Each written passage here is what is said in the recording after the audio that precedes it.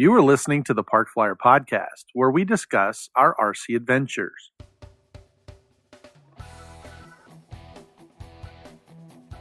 Welcome to the Park Flyer Podcast, where we discuss the ups and downs of the new RC Flyer. Join your hosts, Michael and Jay, as they take flight at the park. Now on with the show. Hey everybody, welcome to the Park Flyer Podcast. I'm Michael from Arizona, and with me always are my good friends. Jay from the hills of Texas. And AK Mike in Texas. And we are officially in my new shop. What do you think of that? Oh, nice.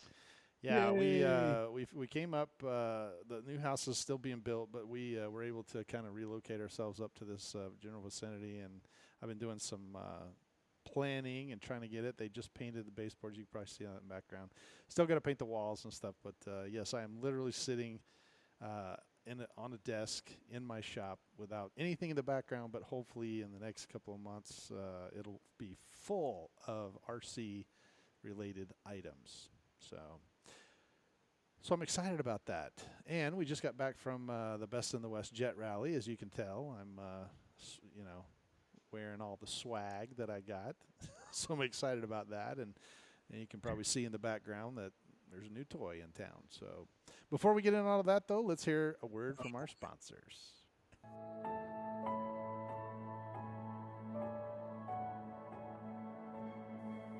"3D Aeroventures, adding fun to the RC hobby, one layer at a time."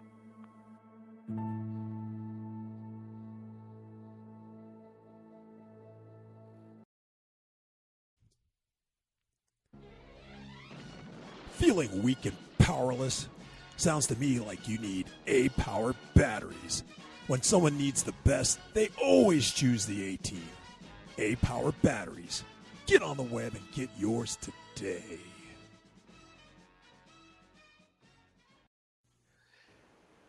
Welcome back to the Park Flyer Podcast. And yes, we just got back from the Best in the West JetRally, which is not really Park Flyer stuff, but it's still fun to talk about. And it was an amazing weekend to hang out. There's parks nearby, right? There's nothing nearby. No, it's out in the middle of nowhere. No? It's Okay. in the middle of nowhere. You passed the park on the way there? I did. mean, I passed the maybe? park on the way there, so that may have been good. Okay. All right. Let's just say there's lots of room to fly whatever you want out Oh, there. that's true. Kite, Yeah. paper airplane, Yeah, paper airplane, 747, regular plane. whatever. Pretty much. Paramotors. Paramotors You could with a have Z. probably flown the paramotor out there. There was plenty of room. The event's held annually, and it's in Buttonwillow, California, and it's the big jet rally for the West Coast. And I went not last year because of COVID, but the year prior, and we had a load of fun. And this time I was all excited. We took the camper out there, the motorhome. We stayed on the property, so we were there, pretty much 24/7. I got to see a lot of the guys that missed me the last time, so it was pretty exciting. And through all of that, I got a couple of pictures, kind of a crappy video on my phone, and that was it. I took all the podcast stuff and had it with me, and never once. I was so busy talking and flying and doing all those kind of things that I never really kind of got around to recording anything. So you're just going to have to base your I know, right? You're just going to have to base it all on my recollection of what we did. So anyway, it was fun, and it was good to see everybody. So, but it's a huge event, and there were 210 registered pilots. Wow. Oh, That's a lot. It is a lot. And, they didn't have it last year because of COVID. So I think this year people kind of, were like, hey, we really want to come out. And there was a lot. I mean, they were flying 6 people from the minute the sun came up till just about dusk. And so it was pretty exciting. Now the event's all week long. So a lot of guys went out there on, it's Sunday to Sunday kind of. And there were plenty of people with campers and, motorhomes and RVs and fifth wheels that were all, camping there. Everybody had a tent. not a little pup tent, but a big, event tent that you see for like weddings and, parties and that kind of thing. And so we rented, everybody gets to rent one. If you want one, you don't have to. You can, stage off the main area, but most people get tents, and so it's a 20 by 20, I think, or 10 by 20, and there were 3 of us. So it was me and Barry and Gary Thompson that kind of went.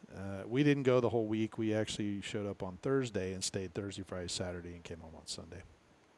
So, but so anyway, Nice, buddy. yeah, it was really a great time, and I'm excited. So we can kind of discuss. So how was the drive? drive out? Do you have any mayhem or craziness that happened on the drive out? We did. The drive from Phoenix to Buttonwillow lasts about probably about 8 to 10 hours.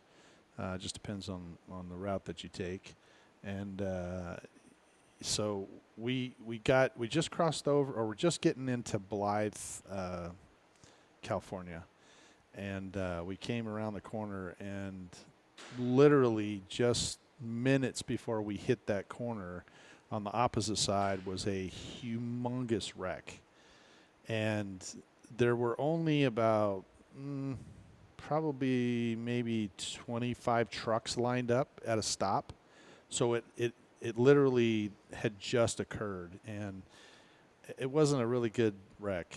There was lots of stuff strewn out, and it looked like a tractor trailer had jackknifed, and the cab exploded. So the cab was just like ripped in half. It looked like something, kind of blossomed out of it. And underneath the cab was a little Prius. So we're pretty sure there was some fatalities involved in What's there. left of a Prius? Yeah, it was pretty brutal. What does a good wreck look like? I don't think there's anything, Close. good wreck. Yeah, I mean, you said it wasn't a good wreck. I was like, what does a good wreck look like? Yeah, I mean, no. But that was kind of the start of the day. We talked about it pretty much all the way.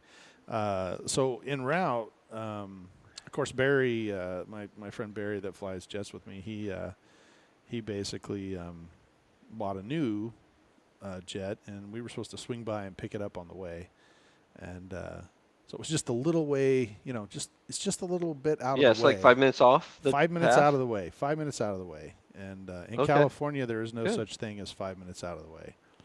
So Oh, we Kind of like here in Texas when people go down yonder. Yeah, It's just down down yonder. yonder. It's just down yonder. Yeah, down yonder could be, another 2 hours. So we wound Right. up going to Van Nuys, California, which it was a little further out. no. Yeah, a little further out of the way than our route was supposed to take us. And when we got there, it was really cool. We got to meet a couple of guys.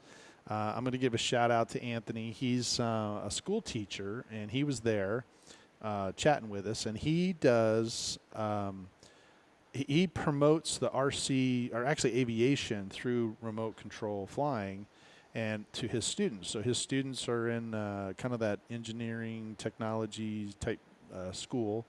And anyway, he was kind of probing Barry, because Barry flies professionally and I fly professionally, and so he had talked to Barry about doing some video work with his students and everything, and so I'm listening to him, and I'm like, so your students build an RC airplane for the semester, and then they go fly it? And he goes, yes. And I go, hold on a second, because believe it or not, I had T-shirts in the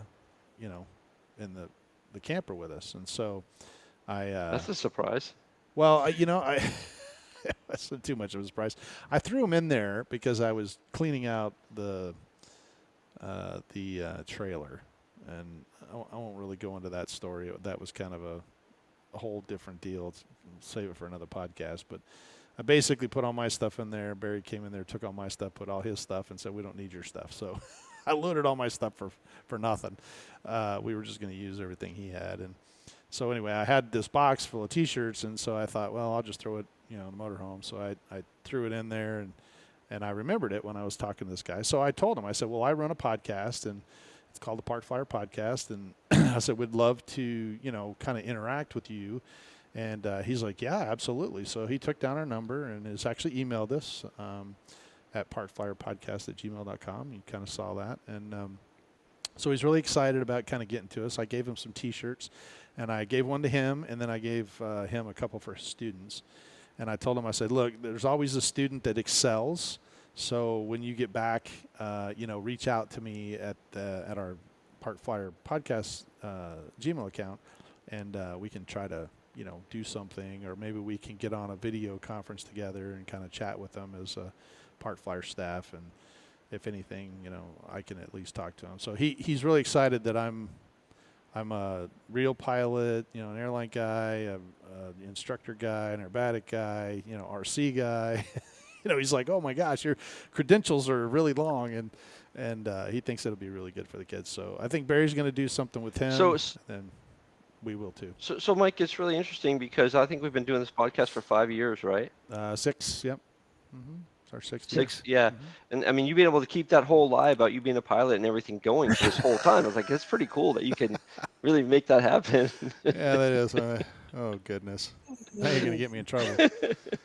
Yes. Well, maybe one day I'll be in uniform instead of just my JetRally shirt. So, right. So, what is it? You guys keep giving me grief. It's like, you've never really flown your paramotor. I've never seen a picture of you with your shoes or anything. Like, how do we even know it's you taking the picture? It could be somebody else. Could never tell. We see so far away whenever you see go, that was blurry, me. Yeah, we see a blurry. That was me. Yeah, that's right. We just see a the blur gray, coming there. The guy in the gray, that's me. Yeah.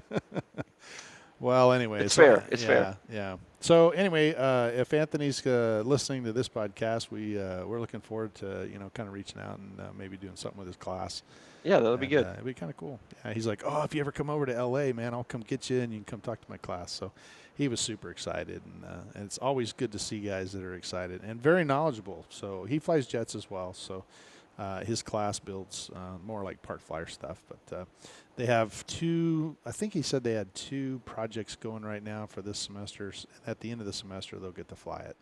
So it's kind of exciting for those kids. They learn about aerodynamics and about propellers, and they learn about engines, and they learn about controls. It's really kind of neat. So, and he's obviously a science teacher, so he's able to kind of keep his kids engaged. So hopefully they'll, I told him, I said, well, have your kids, spool up the podcast. We talk about everything from, gluing yourself to the table to, props and the type of, flying we do, all the way to jets and paramotor stuff. So I said it's kind of the 3 of us kind of get together and just kind of, chit chat, and whatever comes up. So he's like, oh yeah, I'll have to check it out. So hopefully he'll be a new listener, and his class will tune in, and when I find out that they do, we'll give him a shout out. So anyway, I gotta ask. So did you hand out any cards? The thousands of cards that we have? No. Sorry. That kills me. You guys never carry any cards when you go to these events. Hey. You did never this is pretty strong. Yeah, that isn't ever pretty strong. Right. And that's not true. I'll be very clear. That's so not true. far for this year, AK Mike is the winner. He is the winner. So. Yeah, and unless we have an event anytime soon, I think I'm clearly going to exit the winner as well. You probably will. I mean, you show up for an event, you recorded everything for 3 days, put out your podcast. Yeah, wonderful. I know. We send the leader, the true leader out, and we get wah, wah. I was busy, honestly. And you know what? Yeah. The sad thing in the background. That's all we get. I know, right? The sad thing about it is well, that Mike, I had quite frankly, cards with me. I just forgot to hand them out. I didn't carry them with me. Frankly, Mike, if I hadn't crashed my plane in the front end of that show, I probably would have been the same thing. I would have had no recordings. I would have had because I'd have been busy flying stuff, but I didn't have any planes to fly. Right? So. Yeah. It means a whole. It's a whole lot different, when you're busy doing, actually flying or spotting or. Yeah. And these things, it's one thing to go out and fly for 15 or 20 minutes, with a. Park Flyer or a couple of minutes and, or have 2 or 3 airplanes you can kind of fly. But these things are, 3 minutes to 5 minutes, maybe 7 minutes, and then you're refueling and back to the, the pits. And this event is very big. I mean, I wish I did take some photographs and they're, we can hopefully post them on our Facebook page, but the event is very large. And so walking from one place to the other is it takes a while. It takes a while. And then all the RV stuff is down at the other end. So if you had to go to the RV, it was like, okay, well, you got to make an appointment to go down there. By the time you got down there and walked back your stuff, everything, something already happened.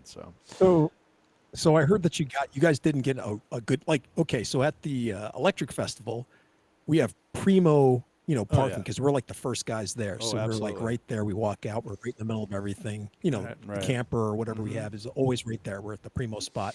So I take it this time, since it started on Sunday. Correct. You didn't get there till Thursday. Right. You weren't exactly in the primo spot. No, we were at the very end of the line. So yeah, we were we were literally. As a matter of fact, I have some friends that I fly with and actually work with. They're coworkers of mine, but they fly as well. And I saw him and I said, "Hey, thanks a lot for saving me a spot." And he looked at me and goes, "Did you ask me to save you a spot?" And I go, "Well, no." He goes, "Then I didn't even know you were coming. So how was I supposed to save you a spot if I didn't even know?" And I was like, okay, touche. I should have called and said, hey, save me a spot. I'm coming down on Thursday. But they were kind of cool. They made their own little camp, put all the little campers and motorhomes and everything in a little square. So they had like a tent and the awnings touched. It was kind of cool. We kind of went and hung out with them for a little bit. But we were literally, because we came in at the very end and they had already been running for, 4 days already. So we were at the very, very tail end of the parking lot. And with the trailer. I probably wouldn't have flown very much there, Mike, because I would get out to the site and be like, oh crap, I left my screwdriver in the thing, and then I have to go back out there. Now it'd take me a half hour to get there and get back. Yeah, funny you mentioned that. Oh, you know what? Like crescent wrench. Damn it! I did it again. No, you did because I couldn't bring all my tools. That would be silly. And trust me, Barry brought enough tools. Barry brought enough tools to start a hardware store. He really did. I mean, that. Good. I'd have to show a picture of the inside of my trailer, but I mean, there was so many tools in there. You could have built an air. Well, he actually did. He Someone bought the airplane mistake you for a Snap-on dude. Yeah, something? they probably did. Mistook us for tool salesmen, but it was actually really good. We got. We didn't get the primo place for the motorhome, and we didn't get it really for the tent either. We were on the third row back, so we had a dirt floor, not a cement floor. So a lot of guys that are on the first and second rows, they actually have because it's an airport. It's an actual airport. So there's taxiways that have asphalt, and so they get the asphalt section, and we got the dirt section in the back. So it was a little more difficult for us to kind of not stay as clean as we should. Everything was dusty, and so we kind of tried to keep our entrance in and out of the tent to a minimum. So, but Barry had his head buried in his airplane for 3 days. I mean, he was pretty much, down there wrenching away, trying to get this thing to fly. And what I said earlier about mentioning, that you had to walk this half a mile to the motorhome. When we got there, it was the craziest thing. Everybody was on scooters, these little e-bikes. And it was like people were going by zipping all over. And I was like, what the heck, man? And so, they drove up and they're like, hey, what's going on? And I'm like, where did you get this bike? And they're like, oh, well, a lot of these guys were at Kentucky Jets. And while they were at Kentucky Jets, it was even a further walk. And somebody, my friend John, the other guy that I said, you should have saved me a spot. He works with me. He bought these little e-bikes. And they're called Jetson e-bikes. You can buy them at Costco. And anyway, he wound up getting. I know, right? And meet George Jetson. That's just the name brand. But anyway, they're fast little guys. They fold up, so everybody can put them in their trailer or under the camper, motorhomes, whatever, and they stay charged all day long, and they go like 15 miles an hour. So he pulled up to the tent, and I was like, I got to go to I got to go out and pick something up out of the motorhome. And he's like, oh, well, here, take the bike. So it was like, I was there, and I came back. And I was like, okay, that was the coolest thing ever. So next thing I know, I'm texting my wife, hey, man, these e-bikes are awesome. We should get some just for the, because we travel in the motorhome, and we could throw them underneath and have them to go around. So one of the guys stopped by, and I said, hey, where did you happen to get the e-bikes? He's like, oh, man, we were at Kentucky Jets, and these guys had them. And so we found out they were from Costco. When we got back to Phoenix, Arizona had none. They had zero. Matter of fact, the company is even, they were so popular that the company's even out of them. They're out of stock. Everything's back ordered. Well, during the Best in the West, somebody said, well, where'd you get these? And they said, Costco. So they went into town to the Costco and found out that they had 2 pallets of these e-bikes. So the guy literally bought like 7 of them, and he's pushing them out, and they're not cheap, but, he bought a bunch. And so now his kids have them and everybody. So like everybody found out, and they're all running to Costco at the end of the day to buy these e-bikes. So I told Gary, I was like, crap, we're going to get left out again if they have none of these. And so he's like, here, take my truck. And so I jumped in the truck, went down there, and they had 6 left, and I got 3 of them. So I bought one for me and my wife, and then one for Gary. So it was fun. We jumped on that, and then for the rest of the time we were there, we had transportation to go, to the one side of the event to the other side, and we didn't have to walk, so it was a lot better. So when I came home on Sunday, I got everything up. I was cleaning it all out. I pulled those boxes out, and I put one together. And my wife comes in and goes, "Oh, is this that little e-bike thing that you bought?" And I said, "Yeah, it is." And so she said, "Oh, let me try it out." So she pulled out of the driveway the next, the morning, because I put it together that next morning. And I didn't see her the rest of the morning. She came back. She came back. I was like, "Where have you been?" I think I was talking to you on the phone. You were. And we were talking on the phone, and I'm like, "Dude, I don't know where my wife went. She left the neighborhood, and she's probably laying in a ditch somewhere." And then here she comes, ringing, riding up on that bike. And I just was like, "Where did you go?" She goes, "Oh, I went all over the neighborhood. That thing's fun." So I scored a bunch of points. I scored a bunch of kudo points for my spouse for getting this little e-bike. So. Nice. And it'll be good for our property here. We can kind of ride around. It's not really an off-road bike, but it's still pretty fun. So I wound up putting mine together so we could go ride. And anyway, it's got pedals on it, so you can pedal it, if you need to. But it's pretty quick. And about 24 hours later, I started getting all these emails from Jay about how to customize it, make it go faster, putting the lights on it, LEDs. I mean, these guys have. I mean, there's so many accessories to put on this. Pimp your ride out, man. What are you talking about? It was pretty funny. So, but anyway, back to the RV. Back to the Best in the West stuff. So, but yeah, it was fun, and lots of really big airplanes this year. I was really shocked because in years previous, people bring everything from something really small to like a little jet, all the way to this supersized jet. And the biggest jet there was a yellow aircraft SR-71, and it was 16 and a half feet long. And we missed the flight because we got there too late. We arrived around 3 o'clock on Thursday because we had to stop off in Van Nuys for 2 hours. But had we got there at noon when we were supposed to be there, he flew it. And everybody was just amazed. So I missed the flight on it. And when he landed, he hit a crack in the runway, and that SR-71's kind of fragile nose gear, so it ripped the nose gear out of it. So he was spending time repairing. So was it realistic? I mean, did like the fuel leak out of the wings like the other real one did? No, but it was realistic. Okay. I mean, it had all the panels, the rivets, the way the tails were, the everything, the way the front of the motor looks. It was pretty impressive, and it was a two turbine SR-71. So I'll throw a photo up on our website for like I said, when you sent the photo, I knew it was kind of hard to tell how big it was because there was nobody standing in the picture. Right. So I didn't know whether it was 16 feet long or the table was 6 foot or 4 foot table with it on it. Sure. So that was the only thing that kind of threw me off when I saw that. And when you said it was 16 feet long, I was like, whoa. Well, that was the thing. Yeah, he was in the next room when he took the picture. I was. I had to go to the next. Had to go to the next 10 over just to get the whole thing in there. It was sitting on top of. If you go to our Facebook page and look at it, it's sitting on top of a 10-foot table, and it hangs off, like 4 feet, either side of it or whatever. So that's awesome. It was pretty impressive. The other airplanes that were really impressive were the A-10s. So they must have had like 4 or 5 of these 1/5 scale A-10s out there, which let me tell you, watching those things fly, It was very difficult. I had to go hide my wallet because that was just like, oh my gosh, that is so amazing to watch that thing fly. But then they would bring it in, because when it's flying, it looks spectacular. But then they would bring it in and taxi it in, and I'm thinking to myself, oh my gosh, I'd have to get a whole nother truck and trailer just to haul that thing because it's so big.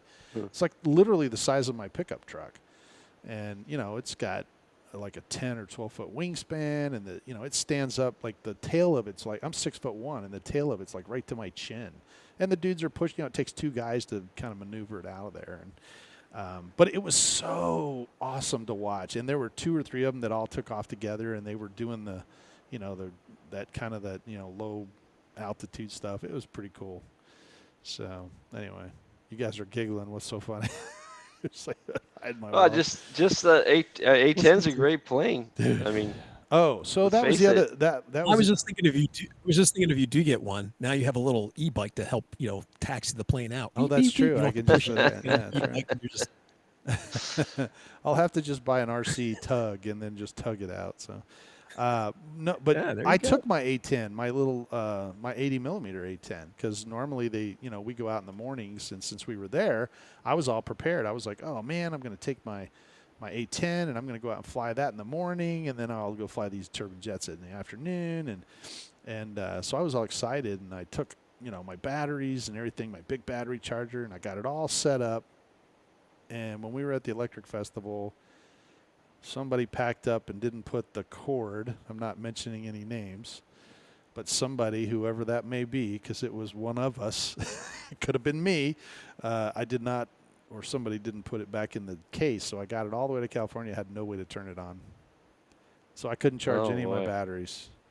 And that's not true. I could have charged it with someone else's charger, but why didn't you find out nobody had a power cord for you to be able to use? They had power cords, but mine's like a computer power cord, and all the ones to their charger had the three, but it had circles on it, so it was more like a, like a something different. But anyway, I was pretty sad. I could have used someone else's charger, but it just would have taken too long. I mean, obviously I had the big supercharger, and it could do 8 batteries all at once, and these guys are doing 2-cell batteries, so their chargers are really small. And in order to take, all of that energy to do mine. So I left it in the trailer. I was like, you know what, I'll have fun flying the turbine. So we ripped out the L39, put it together, and I went and flew that all weekend. So it was fun. But I was kind of sad about that. It was. And it's the Global Jet, Global Jet. Anyway, you can find it on globaljetclub.com. And it's the little L39. It's just slightly bigger than the Motion RC one, and it takes a little 80 turbine in it. It's only about this big, but it is a riot to fly. I mean, the thing is just super fast. And the other guy, Gary, he had the T45 Goshawk with the little 80 in it as well. So it was fun to watch him go zipping around, because he's small compared to some of these big ones, and the L39 is too. Even though it's bigger than what we normally fly, right? They were the smallest ones at the show. So yeah, they're like, oh, look at that little baby airplane. It's so cute. Yeah, it was. Or it's very, very far away. Yeah, no, we kept it pretty close. So the other thing that bring that plane in closer, it's so far away. I know, right? The other cool thing was that the Comp ARF guys were there, and they had their whole team there. So the Comp ARF guys, they did a demo, and it was amazing. They were flying the Mephisto, and they were flying the new, there's a new one out called the Rebel Max. And this Rebel Max has a huge turbine in it, like a 300 size turbine. And they were doing rolling circles with that thing a foot above the ground. Oh, that's impressive. It was so impressive that I'm standing there with my phone, but I can't look away. Right? I'm supposed to be videotaping this for this podcast, but I'm like, I pull my phone up and I'm like, holy criminy, and both of the guys. It was, actually it's the guy from here in my club. His name's Brian Mack. And he and his counterpart, his name is Spencer Norquist. And those two guys are tournament champion winners. So they've been kind of the long story short is they were sponsors for JR or they had sponsors from JR and another another company. It was a 3D company, and that 3D company sold to CompArf.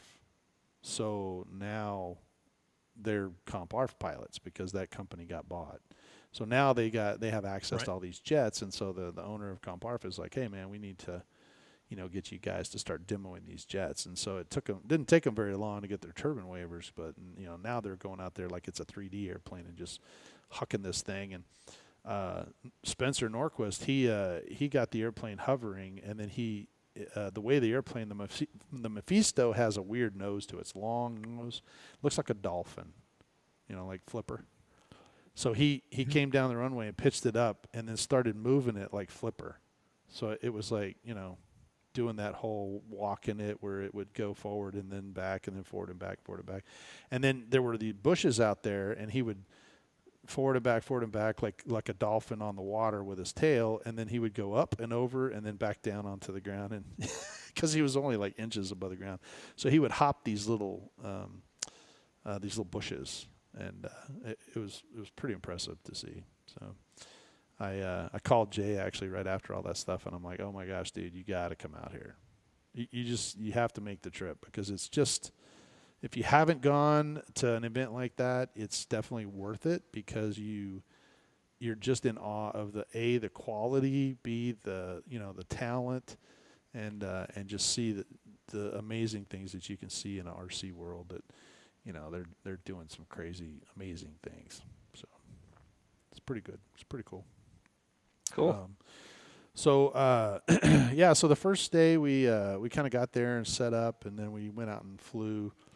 I got a flight in after everything kind of settled down towards the end of the night, and then we had taco night, and so we all kind of cruised over there and had tacos, and then we all went back to the tent and kind of working on planes and trying to get our stuff situated and meeting everybody and saying hello, and kind of called it quits at around midnight or so after everybody kind of went in. And the next day we got up and kind of went out and had breakfast burritos, and we're ready to go and started flying the airplanes while Barry was kind of working on his. And he was trying to get it, he bought this airplane and he wanted to fly it there, mainly because it's the company that makes it was in the tent in front of us. So one of the guys that was in that tent was the original owner of that jet, and so he was able to kind of look it over and go test fly it and put it where it needs to be, so that Barry could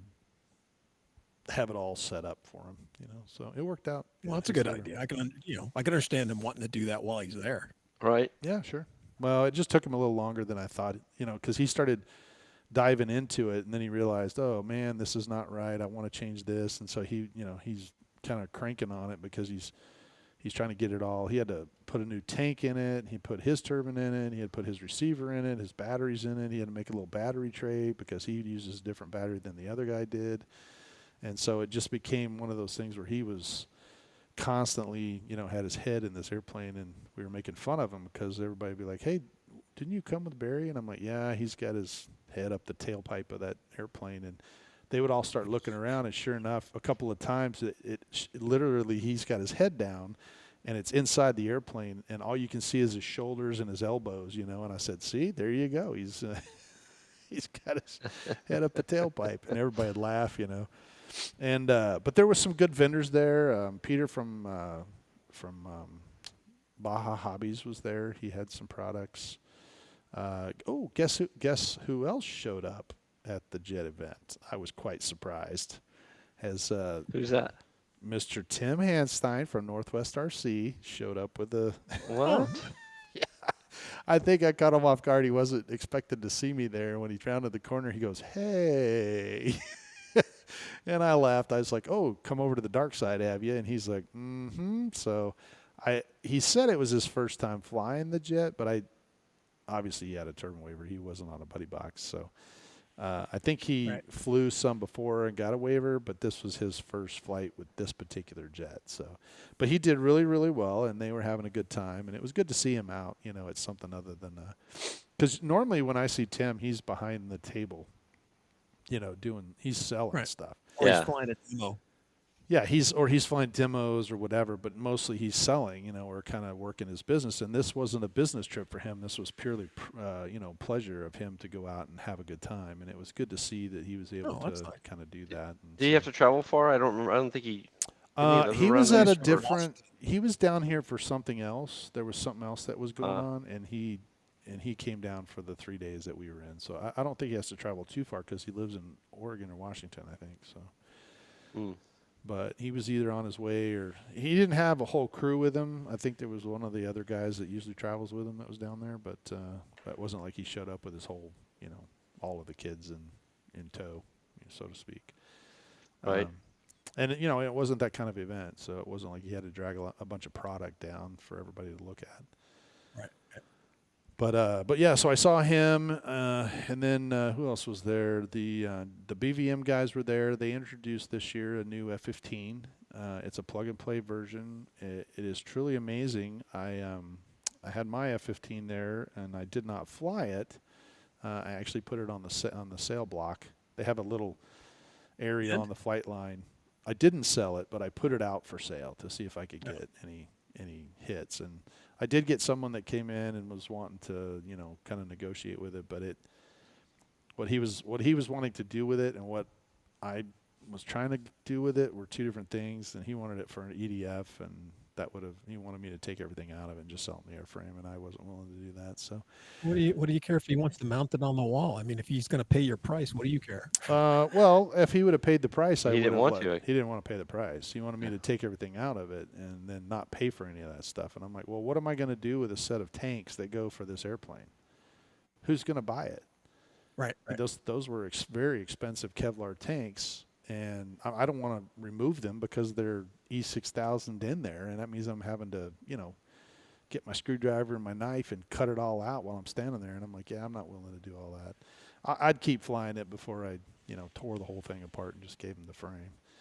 And somebody out there is interested because I had many people. As a matter of fact, the guy with the SR-71, Sean next door, his name is Sean Evans. He was the original distributor for Yellow Aircraft. So he was like, as soon as he saw my airplane, he walked up there and went, oh, I know this kit, and so we chatted about it, and I learned some history, and, he was telling me all about it, and I was like, wow, this guy, he knew every kit that came out of the factory. So it was pretty cool to, have him kind of bring me up to speed and tell me what it was worth, and, what the good and the bad and the ugly of it was, and, what I should expect and how did it fly. And I think he wanted me to go fly it, but it's one of those things when you put it up for sale, what happens? Hey, I'm going to sell this. Yeah, exactly. And then you're like, oh crap, now I'm not selling it. So next weekend or next month, I think, is the JetRally here in actually it's not the JetRally, it's something else. Anyway, it's they had the 1/8 Air Force this weekend, and they've got something else. Maybe it is the JetRally for where we go at Superstition. They're having their JetRally there next month, so I'm going to take it up there and see if there's somebody interested in it. Mainly because, as you can see in the background, I got a new toy. So there it is. You have a new replacement. I do. A little Thunderbird scheme. One goes out, Sparrow. one comes in. That's about how it is. And I've flown the F-15 a bunch, and I really, really love it. But it is an older model, and it requires a little more maintenance. And the newer models, like this one back here, not so much maintenance. So they're newer, and that one there is showing its age and has a few love cracks in it. From flying or over G'ing it or whatever, but but I think it's time to let somebody else kind of partake in it and do whatever they want. Experience the love. I understand, Mike. Yeah. You're a giving guy. I am. So anyway, I think that night we went to dinner because they pretty much fed us every night. So that was a barbecue dinner, I think, and they had a raffle. So you could buy raffle tickets, and it was like a 50-50 or 5-1 or whatever. Anyway, I guess Gary went that afternoon and said, "Oh, I want some raffle tickets because there's some things out there on the table that I think I'd be interested in, and if I could get them, then that'd be fantastic." So she pulls the roll off because he said, "I'll take 5 tickets," and so I think they're $5 a piece or something. So she rips the roll off, and the roll ended, and it was 6 tickets. So she's like, "Just take that ticket, give me for 5, but I'm not going to sell one ticket because most everybody went and bought 25 or 30 or 40 or $50 worth. And what is she going to do with the end of the roll? She already had another roll ready to go. So she just said, "Here you go." Well, come to find out that was a winning ticket. The one that she gave him at the end of the roll was the one that they chose. And so anyway, she calls the number, and Gary's like, "You got to be kidding me. That's my number. That's the number of the last ticket that she just handed me because she's out." And he stood up. He's like, "Hey, that's me." And so she runs over there. He runs over there, and she handed him a night Radian. Oh, cool. So she handed him a night Radian, which was a plug and play. And he goes, "Do we have a battery for this?" And I go, "Yeah, I have my 2-cell 2200s with me. I brought them because we were going to use them for lighting. The light sticks that I made. We're going to use those for light sticks." And and instead they had lights there. They didn't last time, but this time they actually had lights in the tent. They rented a big generator and ran a bunch of lights in there. So we had plenty of light and we brought some halogen lights to plug in. So he ran back to the tent after dinner, and of course it's pitch dark out there, and these couple of guys were flying their timbers, and a couple of guys flying a night fly, and I took my cracked yak, the one that I fly at night. Oh, yeah. Yeah, I was all excited. I was like, "Oh, I got my cracked yak." Anyway, went all the way out there and realized that I didn't have a propeller. Oh, no.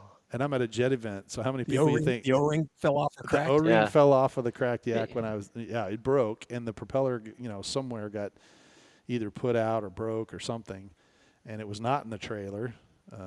So I'm not really sure. It's probably in another bag somewhere. And so, yeah, I'm walking around a jet event going, "Anybody here have a little propeller? Anybody have an 8.7 propeller, or maybe a 9.3?" And everybody's looking at me like, you're at a jet event, right? Nobody here has propellers. I'm like, well, there you go. So even the guys that had propellers? What? Propellers? Is it propellers? Something like that. Anyway, it was pretty funny. So we actually flew the Radon instead, and that was pretty fun because Gary had never flown at night before, and so we turned it on. Oh, cool. We turned it on, and it had this weird pattern on it. That's the one that has like 50 patterns, and it'll put you into like epileptic seizure shock because it's so flashy. And I couldn't figure out how to change the lights because it's dark, and I'm feeling around in there, and I'm like, I know there's a button somewhere, And anyway, one of the other guys comes up and goes, "Oh, are you trying to change the lights? It's right here." And he goes, I hear him go click, click, click, click, click, click, and then the lights started changing. So I'm like, "Yeah, where is that switch?" And he's like, "It's actually right here at the end of this," because we're in the pitch dark out there. Nobody can see anything. And so anyway, now we're like all blinded by these lights, and we finally found one that kind of pulsed. It kind of was like the all same color, but it would kind of go dim and then change colors to another color and get brighter. And so Gary, I launched it for him, and he's like, "Oh my gosh," he's flying it around going, "Dude, I don't even know which way this thing is going," And so we're laughing, "Hey, turn left, turn right," and these guys in the timber, they're going back and forth, and he's like, "I'm confused." And so anyway, I was like, "Well, here, give it to me." And so anyway, I climbed it up and pulled the power off and glided it around, but it was so much fun. We stayed up giggling and having a good time with all these guys. And then on top of that, we're all standing at the runway edge. All these numbnuts with these e-bikes all jumped on them and came out there and were driving the e-bikes up and down the runway. So they were having like e-bike races because the e-bike has like a little bitty headlight on it. So they're out there while we're flying and they're driving these e-bikes. Anyway, it was a crazy, montage of pilots just having a great time. But we were laughing and having a good time, and probably a couple of adult beverages involved in that in that whole thing. But nobody got hurt, and no airplanes were destroyed in the process. So, but we did have fun, and so. I guess that brings us to kind of the Saturday deal because that was Thursday night, Friday night. So Saturday night was the big day. Barry was pretty close to getting his airplane finished. Gary and I went and flew, And then we had the awards ceremony that night as well. So at about 7 o'clock when it got dark, Barry just squeezed a flight for his Havoc in. I mean, he just barely got it test flown as the sun was going down. And, of course, every year... Well, the best time to do your test flight, right, as it's getting dark. Well, the good news is the sun's getting low on the horizon. Yeah, but the sun was behind us, and so we still had light. And, of course, it's flat out there. You can see for miles. And it wasn't Barry flying. It was the test pilot flying it, the guy that owned it before. So he basically got out there, trimmed it, did all that stuff. And it was still light. I mean, but the sun was starting to set. So it was all behind us. You weren't staring into the sun because, that particular runway where you stand in the morning is just, you're looking straight into the sun. It's brutal, until it gets about noon. Then you're not having to worry about it. But so we went there, and obviously every year they have a charity. I think it's the Children's Home or something, that has to do with kids. And so they have this auction, and the auction, it's kind of one of those things that they bring out. They get donations from a lot of people, and the big items are the jets, because they usually have 3 or 4 or 5 jets that have been donated. And there's usually one that's serious dollars. And this year it was the Rebel Pro.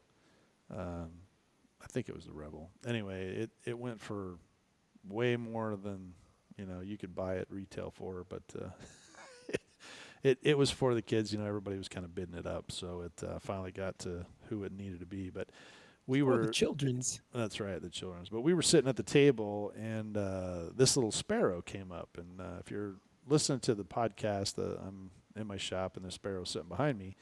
It's not put together or anything; it's just sitting there. But jump on our YouTube channel, and I'm sure you'll be able to see it, what the sparrow looks like. And we'll post, I sent a picture out to you. I'll post a picture of what the sparrow is. But it's in a Thunderbird scheme, and it got auctioned off.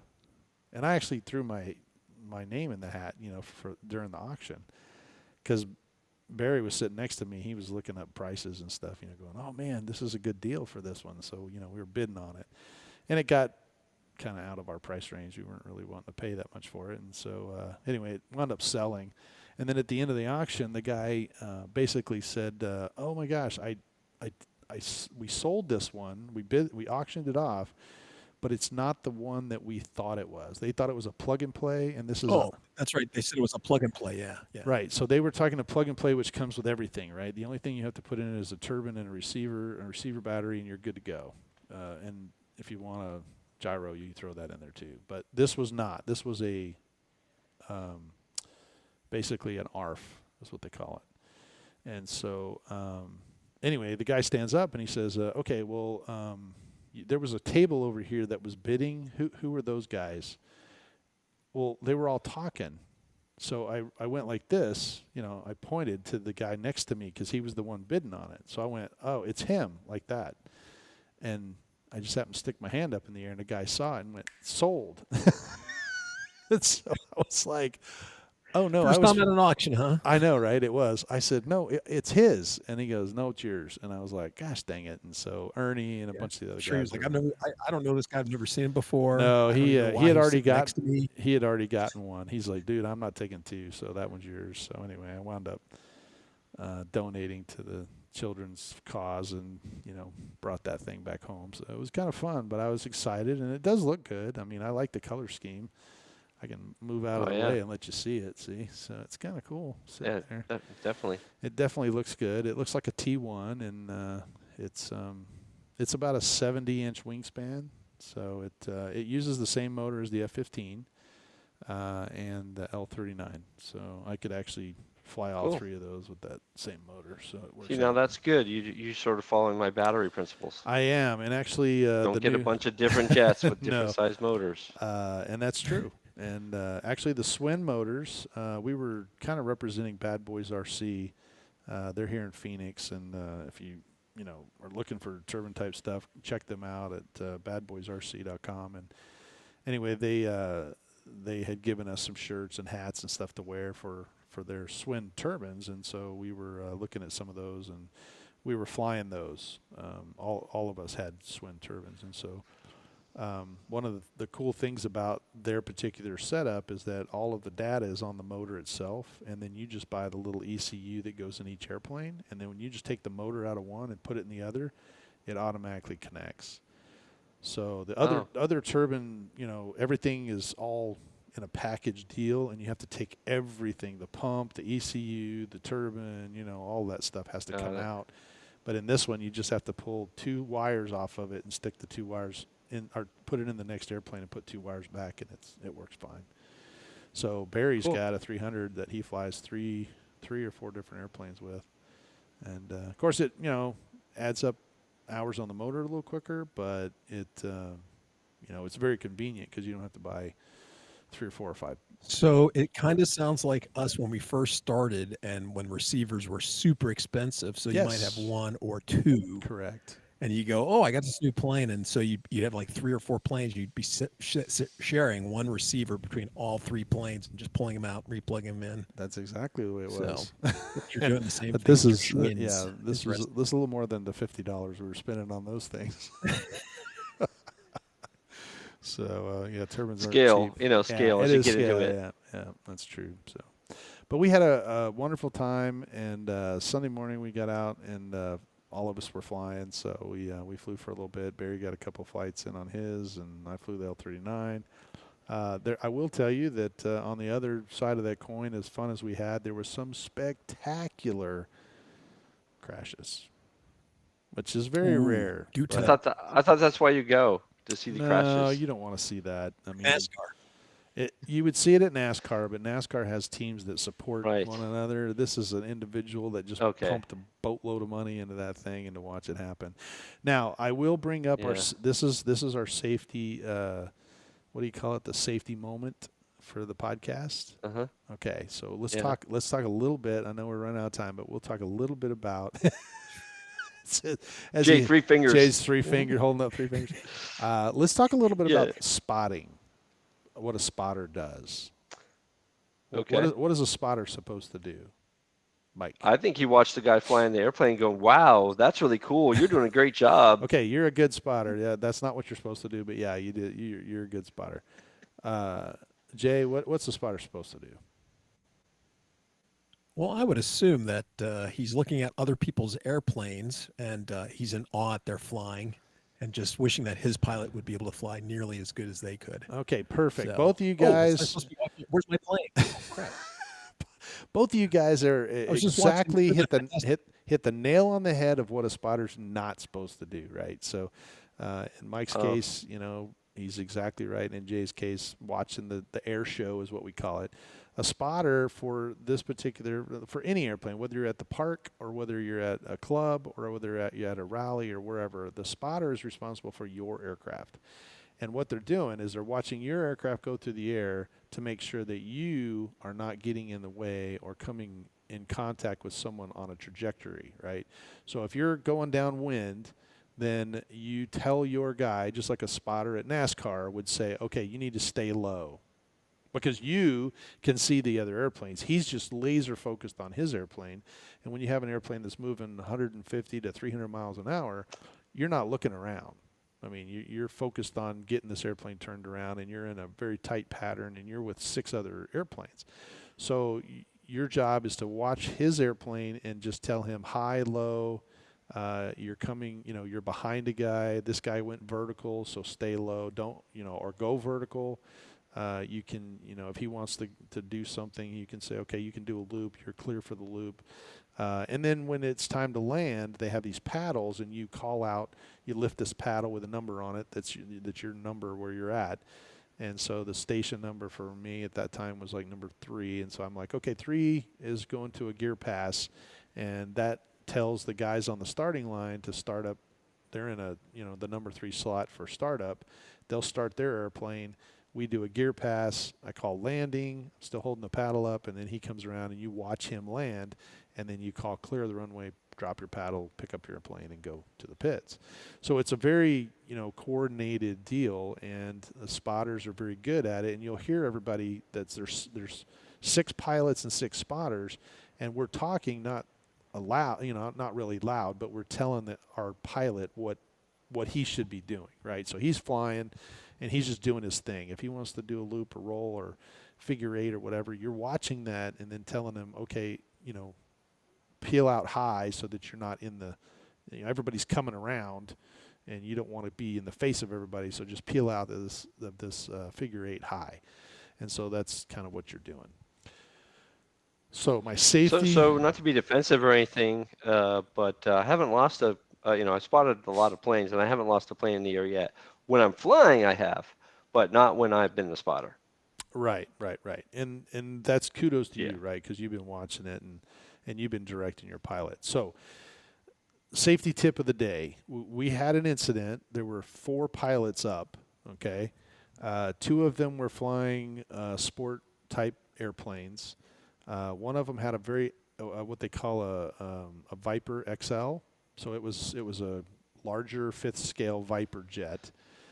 He was coming, right through the middle of the downwind, and we had another guy that had the turbine Avanti, and he had gone vertical and was doing a tumble, kind of like what we do with the L-39. We kind of tumble it, and he went upstairs and did a flat spin and everything. And then in the meantime, the wind had shifted. So the guy that came in to land, he said he was landing. His spotter said, "Oh, you're landing downwind." So the Avanti spotter turned to the jets, to the Viper jet guy, the spotters. They turned to each other and said, "Hey, should we flip the runway around to let these guys, should we flip it around? Because now we're just the last 3 guys in the air." Well, they both looked at each other to discuss the runway change, which, by the way, is strictly from the starter and the line guy. He's the one that calls which direction. So there's a guy that stands back, that makes sure everybody's doing what they're supposed to do. He's a safety officer, and so he's the one that determines it. Well, these 2 spotters are looking at each other talking, and the Avanti is coming straight down as the Viper jet, and the Avanti goes right through the wing of the Viper jet. Wow. Yuck. Doing 100+ miles an hour. So the Viper jet he was smoking through there, and it's a big, big airplane. And, the next pilot meeting that next morning, that was something that was brought up, is that, hey, if you're a spotter, never take your eyes off the airplane, because this midair collision was strictly on the shoulders of the 2 spotters who looked away. Yeah. And, the one guy's looking to the left coming across, and the other guy's looking up, so they weren't even paying attention to each other. And it just happened. It could have been close and nobody would have ever said anything, but it destroyed 2 very, very expensive and very amazing jets. The Viper XL was beautiful, and I think I have a picture of it. I'll have to send it before it lost its life. But the guys weren't happy because it's a lot of money that's now laying on the ground, and the spotters were kind of little melancholy as well, strictly because they kind of knew that they shouldn't have been talking to each other. They should have been watching what was going on. So, and then Sunday, Barry and I were flying, and our spotters, we came around. I was flying the L-39, and as I came around, there was a guy flying an F-86, and he was going to do a low pass. So he called, low pass, and Barry said, "Okay, he's going low, so stay mid-level." And right as I came into the turn, I'm looking down the runway, so I can see my airplane and I can see the F-86 because they're in the same space, right? I'm not focused on the F-86, but I can just see them both. And the F-86 hits the ground. And when it hit the ground, it popped back up eye level with me. and made its way towards the pit area where we were all standing. Wow. And the wing had disconnected, so the wing was fluttering. It was like, and he pitched up really hard, so it went over our heads. Well, it's a natural reaction, for any pilot to duck and look to see where that thing is going. In the meantime, I'm flying and my airplane's turning a base to final.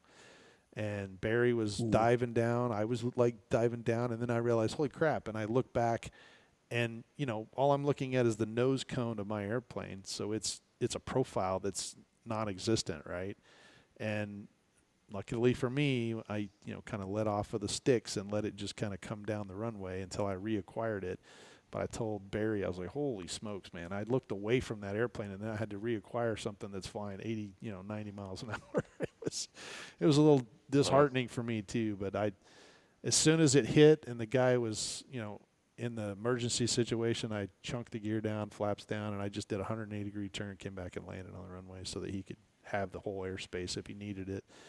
And he wound up getting control of it and shutting the turbine down and dead sticking it, about a quarter of a mile down the runway. So, but we're not really sure what happened. Oh, that's what. Yeah, he did save it. We're not really sure what happened, but he pretty much kind of just knocked the wings off and got everything kind of vibrating. So we didn't really go. He wasn't too happy with it, but beautiful airplane, that just kind of got. Well, that's a terrific story for ending our podcast. I know, right? So, but we had fun, and yeah, we packed up after that and we made our way back home. So, and nothing major happened on the way home. So we got home around midnight. So Barry didn't damage anything. Gary didn't damage anything. Nope, nobody went. You didn't damage anything because you didn't bring anything. Well, I didn't bring anything, but I was flying, other airplanes, and so I. Well, that's true, but I didn't put any of their. They weren't yours. No, they weren't mine. But I have to say, I appreciate them letting me fly their equipment. That's, it means a lot. It's one thing to let me fly a park flyer, but it's a whole different deal when you sink a bunch of money into something like that, and you just go, and they just go, oh, here you go. They trust you enough, and they've seen you fly and trust your ability to not, wreck their very expensive toy. So. But it was a great time. I wish you could have been there, and I wish I would have taken a lot more video. It would have been super exciting to see some of those. Yeah, me too. But, well, it just goes to show you next year you're going to have to come on out. So, but anyway, yeah, if, if you have any questions about the Best in the West, reach out to us and, send us an email or jump on our Facebook listeners group, and I'll post some pictures up of some of the pictures that I took on there. And, if you want to see what the Sparrow looks like, jump on the YouTube channel and see if it's back there. So, I don't know. Can you get a good view of it? Everybody kind of get a good view. It's kind of pretty good. Yeah, it's kind of neat. I'm excited about it. It's a sport jet, and I'm more of a military guy. Military jet guy. I kind of like that, but this one with the Thunderbird scheme looks really cool to me. They had another one that was not in the. They had another one that was in a racing scheme, like a Formula One style race, and it just didn't look as good to me as this one does. This one actually has that kind of that F-16, T1 look. So anyway, well, that pretty much does it for our hour. I feel like I talked the whole time. That's probably because I did. You did. You had a lot to share. I did. Well, it was a fun time. Since Mike and I weren't there. Yeah, no doubt. A special note, though, the Arizona Electric Festival got moved up a week. So it's the first week in February now. Okay. There was a conflict. Okay. There was a conflict between NASCAR, football, and a couple other things. So it got moved up. Valentine's Day. Yeah, Valentine's Day. So I think we had it on Valentine's Day last time. So I think he moved it up this year. We'll have to reach out to Shannon and see. You can't do that more than once for sure. Yeah, you could probably get away with it 1 year, but not every year. Yeah. So, but anyway, FYI, I think it's in the first weekend in February. So, just. All right. Well, we'll have to get Shannon on and talk about it. Yeah, we'll have to get him here. So, you guys going flying this week at all, or no? No, the wind's going to be the weather's going to be pretty crap all week. There's a storm blowing through. Well, nothing wrong with that. So, well, from my shop here in Arizona, I'm Michael. And from the hills of Texas, I'm Jay. And this is AK Mike in Texas. And thanks for joining us today. We'll see you in 2 weeks.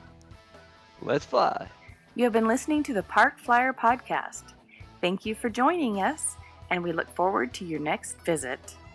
Please give our show a star rating and review, and feel free to email us your questions, topics, or suggestions to parkflyerpodcast@gmail.com.